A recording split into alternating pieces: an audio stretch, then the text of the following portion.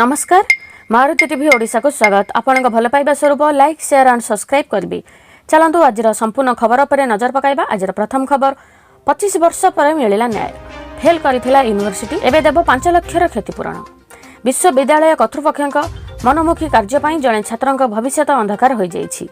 परीक्षा देइथिले सुधा अनुपस्थित दर्शाई फेल करदेले कर्तृपक्ष। तेबे एही त्रुटि विषय जानी एहाकु सुधारिबा बेलकु 10 वर्ष बीती जाइथिला। फल छात्र क्यारियर नष्ट होइतबा अभियोग होइछि।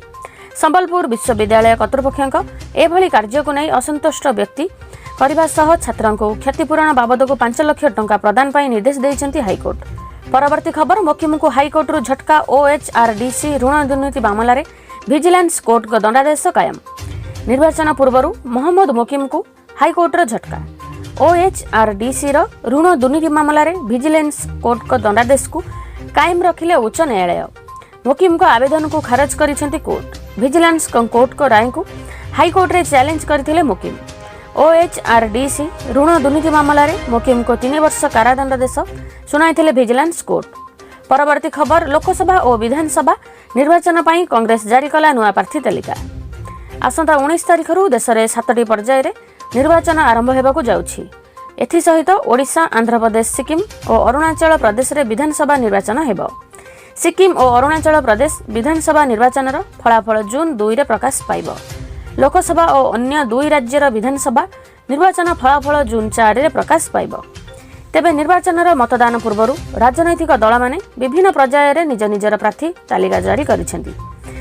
निकटरे कांग्रेस एकाधिक पर्याय लोकसभा निर्वाचन पर प्रार्थी तालिका जारी करथिबा बेले एबे पुणी एक नुआ लिस्ट जारी करिछि।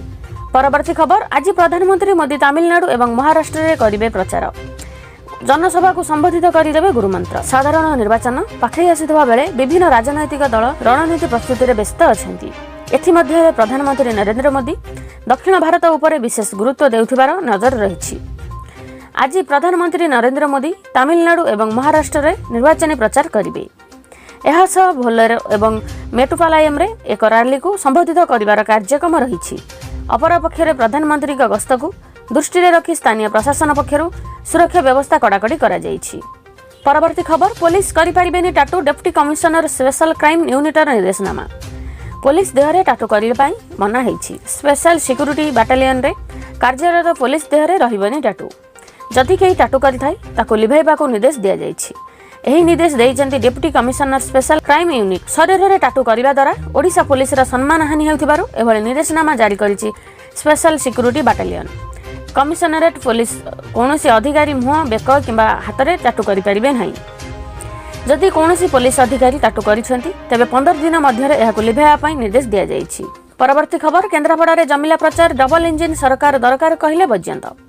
केन्द्रापड़ा गत 5 वर्ष धरी अटकी जाइछि विकासर धारा। एहाकु पुणी सचल करबाकू हेबो। तेणु ओडिशा रे डबल इंजिन सरकार दरकार। आळी रे प्रचारर मंग धरिथिबा बीजेपी राष्ट्रीय उपाध्यक्ष तथा केन्द्रापड़ा लोकसभा प्रार्थी वैजयंत पंदा आज एभली आह्वान देइछन्ति। कहिछन्ति तांका प्रतिनिधित्व बेले केन्द्रापड़ा को रेलवे पहुंचबा नै सब व्यवस्था सरीथिला। हेले स्थानीय समस्या जगु जेउ भले शिल्प दरकार ता होई पारिनी।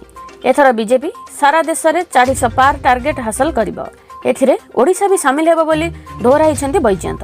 परवर्ती खबर जन्हरु आसीबा माटी स्पष्ट कले इसरो अध्यक्ष एस सोमनाथ। चंद्रयान 3 सफलता पर एवं चंद्रयान 4 को नहीं एक बड़ खबर आसी।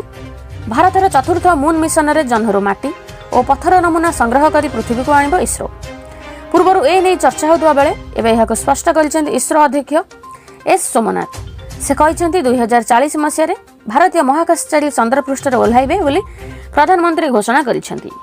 एहाकु सफल करिया पई हेले हमको निरंतर विभिन्न धरणर अभियान करबाकू पड़िबो। परवर्ती खबर युक्त 2 प्रथम पर्याय खाता देखा शेष। मे 16 सुधा प्रकाश पाइब परीक्षा फल।